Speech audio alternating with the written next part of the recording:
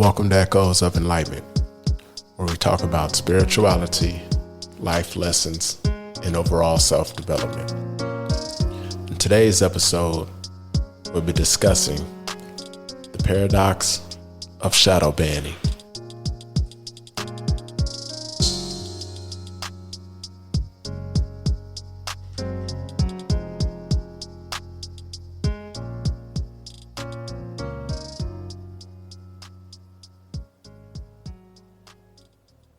In this episode, we're going to be conducting a thought experiment on the concept of shadowbanning.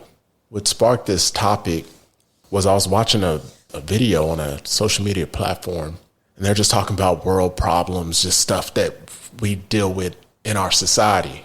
And one person was like, well, I got a solution to this one situation, but I don't think I can say it on here because I don't want to get shadow banned. And then that made me think, why would we shadow ban a solution to a problem? And for the people that might not know what shadow ban is, it's when you stifle how many people get to watch that video, or you push it all the way in the very back. It doesn't pop up on the algorithm. So say you have 1,000 views or something for one other video, but the video that gets shadow banned only has 2 views. So they hide it, or they contain how many people can view that video or the audio, whatever. They just shadow banned it. So that made me wonder, like, what's the point of shadow banning? I can understand if it was something like hateful or, something like that. That would make some sense. But if there's some solutions to some serious problems that could actually work, why would those be shadow banned? When you could go to a movie and on a super big screen with an amazing sound system, you can watch an action-packed movie of 130 people on the screen getting taken out in that movie. Why? It seems like that would be shadow banned, right? Because I understand it's entertainment. The movie's entertainment. I understand that. But the entertainment is based off real life experiences. They might not be as exaggerated as a movie, but it's still the same way people get taken out in real life, but it's just on the screen. But that's promoted. But if you have a solution to an issue, and if it makes sense, we need to quiet that or even remove that person from the platform. So that's what made me think about what's the purpose, and why wouldn't we want all the solutions we could possibly have? Why wouldn't we be have open arms to people having different ideas on how to make things better for our society, since we all are here? And then it makes you wonder, what would be the purpose for not fixing a problem? What's the purpose of letting like a wildfire spread? If somebody has an idea on how we could put it out, but it's like, let's shadow ban that person that knows how to put out this fire and let's let it spread. And it's like, well, why are we letting it spread, but acting like we're putting it out?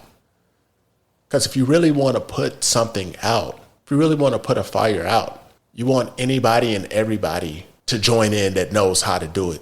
And if you have an idea, you have some kind of invention, say somebody has like an invention and they're like little balls and you throw them in the fire, and when it heats up, they pop, and it's like some kind of powder that smothers the fire.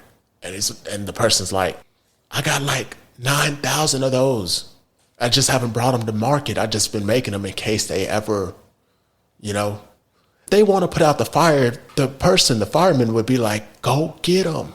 Go get them now. Hurry up. That's if you want this place to be a better place, if you want the problem fixed. You want that person to bring that idea into the situation to see if it's going to help, solve this problem. Now, if that same person's like, yeah, I got these balls that'll blow up and suffocate the fire, they're like, hey, get that guy, get him out of here, get him out of here. And it's obvious that they're having trouble containing the fire. What's the purpose of shadow banning that guy, that person who has the solution to putting out this fire? That means that it might be something behind that, behind the fire going. And that's just an analogy for what we're talking about.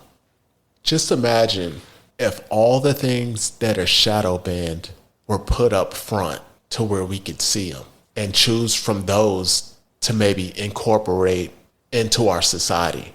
Because if you think about it, look at the end result of our society right now.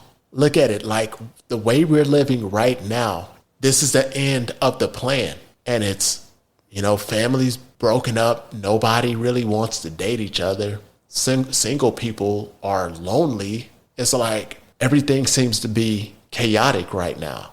Pay stays the same, but inflation is through the roof. Okay, so this is somebody's thought pattern that we were following. And this is the end result that we're in right now. So why would we shadow ban other free thinkers that might have ideas on how to clear up some of these issues? Why would we not? It seems like we would welcome those in, like, oh, you have an idea that could fix this problem right here? Let's hear it. Let's hear it. And if it's not a good idea and it's not going to work, then we don't have to use it. But why are we automatically eliminating problems before they're heard? Or, solutions before they're heard? That's what shadow banning is. Before too many hear it, we eliminate it. And there's so many different people with great ideas to solve problems, but they're silenced. So not too many people can hear those. What's the purpose of the shadow ban? And if we want this world to be a better place, why wouldn't we incorporate all these different ideas? Because we already realize whatever idea that got this ball rolling, look at our outcome. Look at the outcome right now.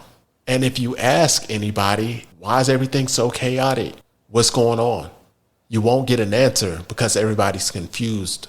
Everybody's confused. Nobody knows what's going on. We just know things are chaotic.